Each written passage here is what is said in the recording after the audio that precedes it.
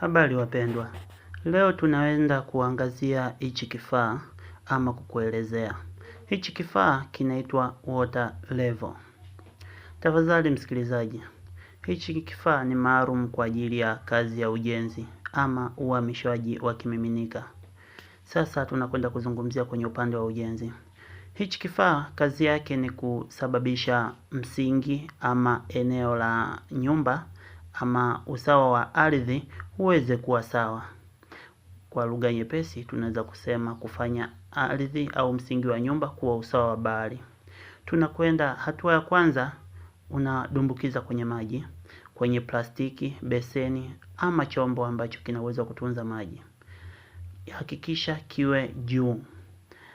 Pia unavuta maji kwa kuyanyonya ili yachuruzike kutoka upande mmoja, kutoka upande wenye maji na kuvujia kusikokuwa na maji.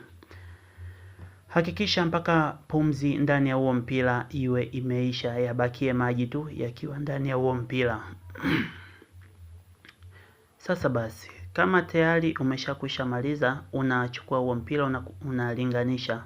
Hakikisha maji yasijae sana kwenye huo mpira, kwani utakavyoanza kupima yatakulazimu upande mmoja kumwagika. Hakikisha umepunguza kidogo na uweze kuyafanya yaweze kulingana.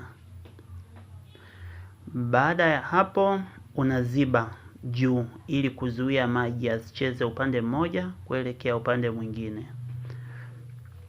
Hatua inayofuata, unaenda kwenye eneo lako ambalo unataka kulipima. Unahakikisha point yako aidha iwe kiasi gani. Aidha kama hapa tunazungumzia kwenye upande wa kuweka sakafu ya ndani. Kwa hiyo unaweka point yako kwa upande wa juu ili kipimo chako baadaye utakuja kukirudisha kwa upande wa chini. Kwa hiyo unaweka point yako kwa usawa wa juu kwa kupima na tepu.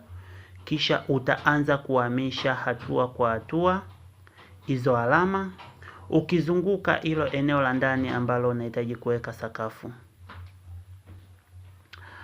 Lazima muwe wawili ili mmoja atakusomea pointi ya awali na mwingine ataenda kwa kuhamisha pointi hadi pointi ili kuweza kupata mlinganyo sahihi. Baada ya hapo kama unavyoona huyu yuko pale pale, huyu anahamisha. Baada ya hapo unaenda unachonga pegi zako ama vipande vya mbao ama hata nondo ambavyo utaweza kugongelea ili kuweza kufuatisha kile kipimo cha maki uliokwisha iweka awali kwa kutumia water level.